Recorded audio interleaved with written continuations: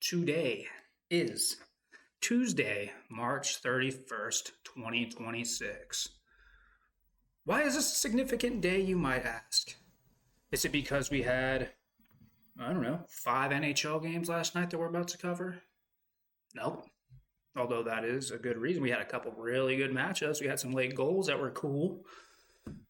No, today is the final day, guys. Tomorrow, I'm a veteran. I'm no longer active duty. Yesterday was my final out. Today is the day. That is the end of my contract. My ETS started October 1st, 2019. Seems like just yesterday. Probably because it was. It was only 6.5 years ago to the day. Today is March 31st, 2026. I extended for 2.5 years exactly to retrain. And we're back. We're back. Back to being a civilian. Well, in about 15 hours or so. It's interesting. Don't really know how to feel about it yet, but it is what it is. I know why I'm getting out, and I know what's next for me, so without further ado, that's my little intro, my little piece on it. If you guys have anything you want to add, any questions that you have on that, drop a comment. I'll make a video response. Let's talk about it. I need friends, guys. All my friends are in the military or moved away. Like, I need some engagement on this channel. 5 or 6 views a day is awesome. Somebody's watching. That's cool, but let's drop a comment. Just like have a discussion. But anyway, without further ado, most of my views come from doing this. I get single-digit views on every video. That's cool, but you know what? Somebody's watching, so that's awesome. But we had 5 games yesterday. Yesterday was Monday the 30th. I know we talked about it yesterday's video, what the matchups were. I'll just, without getting into scores just yet, we had a Penguins-Islanders matchup right here, 2 and 3 potential playoff matchup in the first round. They played each other. We watched that game. We'll get into it. We also had a Blues-Sharks matchup right here. These two teams are tied in points. They're trending in different directions. The Blues are, I think, the second or third hottest team since the Olympic break. And the San Jose Sharks had lost 6 out of their last 7. I think they won their last game, but they had lost 6 in a row before that. We only got like 8 games left in the season, guys. This is not the time you want to be doing 6-game losing streaks, but it is what it is. So those were like the main games, but we'll get into it. So we were watching that Penguins-Islanders game, as I mentioned. Man, I was going for the Islanders. I just really want to see them solidify their spot in the playoffs. I like their team. Their team's young. They got the, kind of runaway rookie of the year on their team. This is a good game at first. They got out to an early lead. I want to say, might be wrong on this. They definitely got out to a 2-0 lead, but they might have got out to a 3-0 lead. I think they did. I think it was 3-0 Isles. And then, dude, the Penguins ended up winning this game 8-3. So either it was 3-1 or 3-0. Either way, the Penguins scored either 7 or 8 unanswered goals after that. So 8-3 in a decisive game where the Penguins didn't have much going on in the first period at all. I know they scored at least one shorty. I think that's what made it 3-1. And yeah, man, crazy offense from Pittsburgh, but they got that much needed win. The next game was the Avalanche and the Flames. The Avalanche, for some reason, have a difficult time with these low-tier like Canadian teams. Like Winnipeg's got their number. It's like, are the Flames, the fire sale Flames, gonna give the Avalanche trouble? Dude, Avalanche put up 9 goals on these guys. Beat them 9-2. That was a statement win. Colorado, they started off on a historic pace. Like, if you watch the entire season, and it was super impressive, like, what they were doing. Like, on the standings was crazy. And then they went through, like, a little bit of a lull before the Olympics. It kind of continued after. Now they're back. I feel like they're back. And writing them off, kind of saying Dallas might be the team in the West. The Avs are kind of back now. And, I mean, the 9-2 thing is something you need to be doing to teams like Calgary and Vancouver. And they got the win, man, 9-2. Canucks and the Vegas Golden Knights. You guys watched my video before. You know how not a fan of the Pacific Division I am, especially the Golden Knights and the franchise as a whole, their fan base. But you got to give them credit, man. When I tuned into the score, it was 2-2. I'm like, dude, if the Canucks beat these guys, that's hilarious. They fired their coach. They got the new dude, John Tortorella or whatever his name is. I know he coached the Lightning when I was like a teenager. They won that first Stanley Cup with Martin St. Louis, Vincent Lecavalier, and all those dudes. But that's what I know him from. But I know he's coached for like 6 or 7 teams now. I like to call him John Tortellini. But yeah, kind of a roundabout way to get to the score, but they did get the win. Vegas got the win 4-2 in the coach's debut. I'm praying on their downfall. That kind of makes me seem like a miserable person, but man, I hate that team. Their fans need to go through some kind of crisis at some point. It's been nothing but postseason and cups for them ever since they came into the league. Last game here. So I was sitting in bed with these final 2 games playing about 9 p.m. here, Mountain Standard, when they were getting into the final minutes. Maple Leafs and Ducks. When I tuned in, it was 3-3. There's like 6 minutes left in the game. Where are we at? Maple Leafs, and then the Pacific leading Ducks. They're really not that different in points, which is kind of crazy because the Maple Leafs are all the way down here, and the Ducks are all the way over there. But, I want to say the Maple Leafs scored a late goal with like 3 minutes left. And I was like, oh, this is probably over, turn it off. And it looks like the Ducks are able to score again. They went to OT, and then the Maple Leafs were able to get that OT victory. So the Ducks did steal a point. Maple Leafs got a win. Not that it matters, but they got the win. And then the final game, probably the most important game, almost like an elimination game, if you would. The Blues and the Sharks here tied with like 73 points or something like that. They're tied, trending in opposite directions, as I mentioned. I turn it on, same story. Teams are tied, 4-4.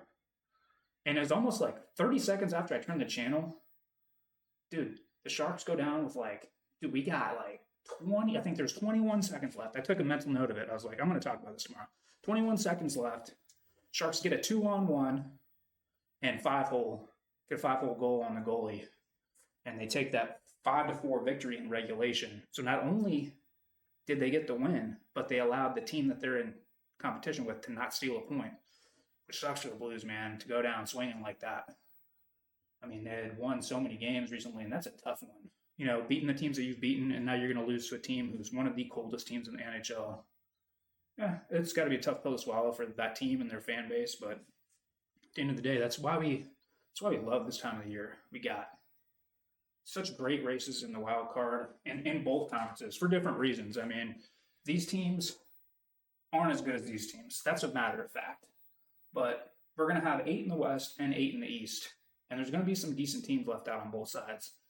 And that sucks, but at the same time, it's kind of cool. Like, that's why we enjoy regular season hockey.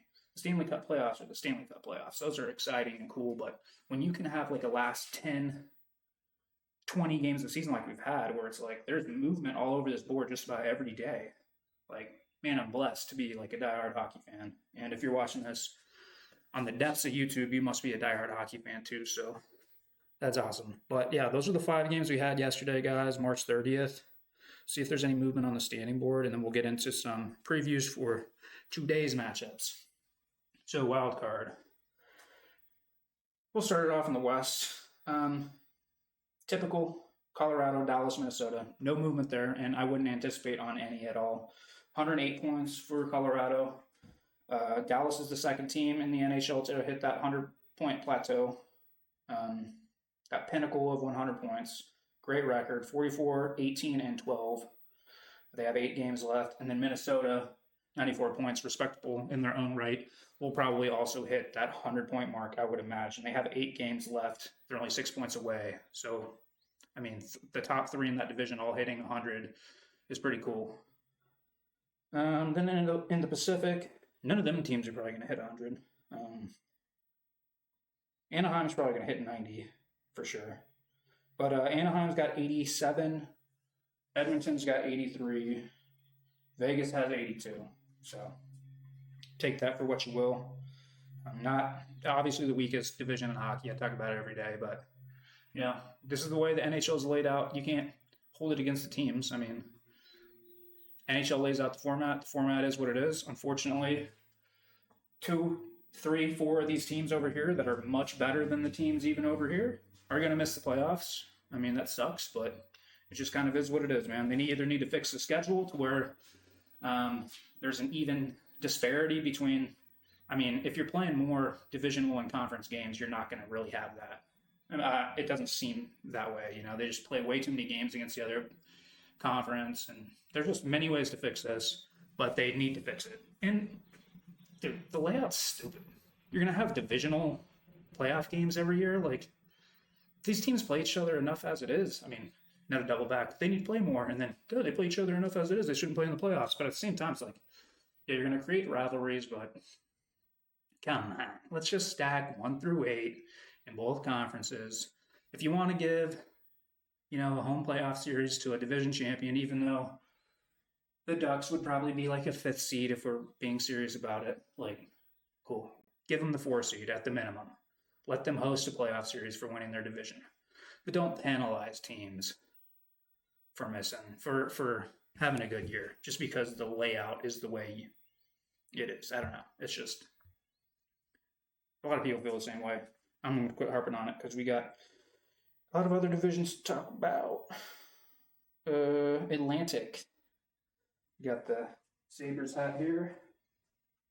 No movement there. None of the teams played. But Tampa's still technically in the lead, and I've talked about this in many videos too. Like, when Buffalo is above them, I'm like, Buffalo fans need to pump the brakes. We're first.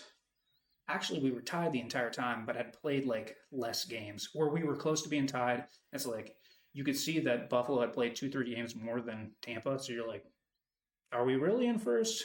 And then now that the games are kind of evening out, we've played 4, we played 74, Tampa's played 73, and Tampa has 98 points. We also have 98. So it's like, if they've played 1 less game than us, that would mean they would have the opportunity to score more points than us. So we're in second. We got a 4-point cushion over Montreal, who has 94.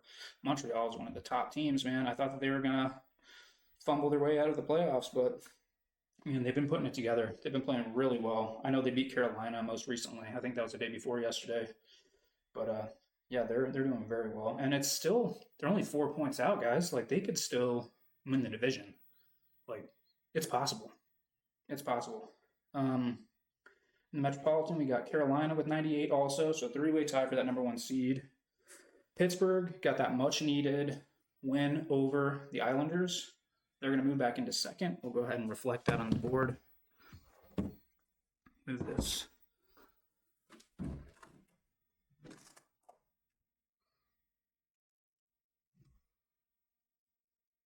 Probably one of the teams I've moved around the most is the Penguins and the Islanders. They have been all over the place. They have been on the wild card. They have been on the outside looking in. They have been over here in the Metropolitan Division top 3. They just move around a lot because that Eastern Conference is crazy. And we'll just stay in the East going into the wild card, guys. So nothing really changed here. Boston, 92 points. Columbus, 88. Ottawa, Detroit, Philly, all 86, all have played 73 games, so they are in a true 3-way tie for that last kind of outside looking in spot, so to speak, and they're all 2 points out. Washington's played 74 games, but they still have 83 points. They're a scrappy team. I mean, it's not out of the realm of possibilities, let's put it that way, for them to maybe go 7-2 in their last 9, or they have 8 games left, so like 6-2, and maybe make a case. We'll see. New Jersey's at 78 points. Toronto's at 77. Florida's at 73, comfortably in that second to last place spot, and then the Rangers at 69. Going to the West. Utah's at 82, got a 5-point cushion over that final wildcard spot, which is Nashville. They got 77. LA 76, Seattle, San Jose passes the Winnipeg Jets. We'll go ahead and move that. Seattle and San Jose both at 75.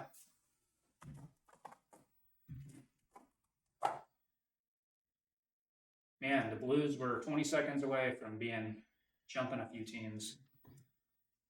Heartbreaking for them. Winnipeg 74, St. Louis 73, Calgary 70 got their asses beat down 9-2, and Chicago 67. Vancouver's been at 50 points basically since I started fucking making these videos, dude. They're a horrible team. But yeah, that's pretty much the standings. We only had the 5 games. Let's see what we got today. I know Buffalo's playing the Islanders today, so we'll see if we can capitalize on them playing a tough back-to-back.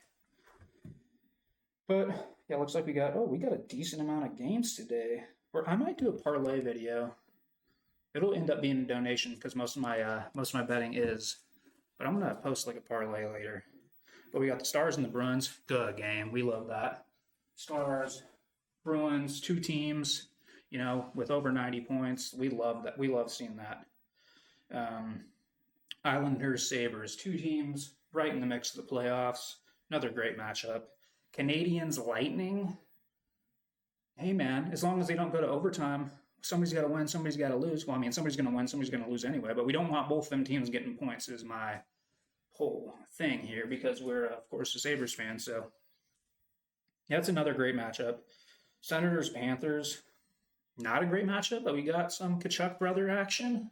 Brady versus brother Matthew. Ottawa needs to put these defending Stanley Cup champions to bed for good because the Panthers are terrible. I mean, they're really actually not terrible. They're like a 500 hockey team. It's not horrible. It's just pretty bad when you've won the last 2 Stanley Cups and represented the Eastern Conference in the last 3 years. But we got Rangers, Devils. A couple more bottom feeders here, but I mean, that's a good old school Eastern Conference rivalry. We'll be probably tuning into that Sabres game, but we might have it on the multicast. Big game for Detroit, guys. Big game. Going to play Pittsburgh. This is like, I'm not saying this is must win, but all 3 of these teams that are tied are playing today. Dude. God, you can't leave points on the table. Not with 9 games left. So we'll see, man. Red Wings are going to Pittsburgh, playing the Penguins. Huge game there. Red Wings got to get a dub. Flyers are playing the Capitals. If the Capitals are going to have any fight at all, and they can steal 2 points from Philly and try to get back into this race at all, that needs to happen tonight. Philly, on the other hand, dude, they need to stay on pace with the other 2 teams ahead of them. They've kind of clawed their way up from the depths of the Eastern Conference. One of the hottest teams in hockey since the Olympic break. Probably the hottest team in hockey as of right now. We'll get into that in a moment. But Flyers Capitals, great game. Hurricanes Blue Jackets. This is one of the best days of hockey I remember. Like all season. This is a crazy amount of great games. Hurricanes. We got Columbus, who has spent a good chunk of the second half of the season over here in the top 3 in the Metropolitan Division. But a huge game for both of those teams. Jets, Blackhawks. Jets, just about cooked. They need to get a win against a lowly Blackhawks team. And then the final game is a Pacific Division rivalry here. Kraken and Oilers. Kraken, they're in that second to last spot. We'll see, but Oilers need to get a dub, hold on to their spot in the second place of the Pacific Division. And without further ado, it's just something that I like to say in my videos, apparently. I need to get out of the habit. Let's talk about the teams that are trending up, trending down. Montreal's won 5 in a row. That's one that sticks out to me in a big way. They're 7-3 in their last 10. Florida's lost 3 in a row. Boston's won 3 in a row. So just looking at the Atlantic Division, those are the teams on any kind of streak.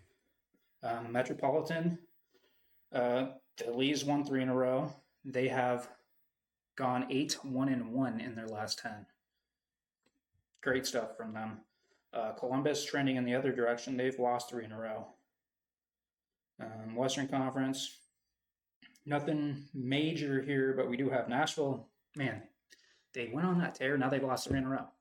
They're holding on to that spot narrowly, but they can't afford to lose very many more. Chicago's also lost 3 in a row. No big shocker there. And out west, Edmonton has won 3 in a row. And Vancouver has lost 6 in a row. Vancouver is 2-8 in their last 10. No overtime wins. And the coldest team in hockey. So hottest team in hockey, Philadelphia Flyers. Coldest team, Vancouver Canucks. But I've rambled long enough, talked in circles long enough. Those who've stuck with me the entire time, hey man, appreciate it. This channel's only like 2 weeks old. I'm gonna find better ways to make this whole thing. Maybe we'll look back on the infancy of this channel and laugh one day at how rustic this is. But you know what? It's fun, man. I enjoy it. And if a few of you enjoy it too, that's cool. But yeah, I'm gonna do that parlay video. Maybe I'll do a little bit of crying on the internet about my Air Force career or something like that, since today's a big day for me. But thanks again, guys, for watching. And I'll see you again tomorrow. We'll cover all them great matchups that we talked about. So we'll see you.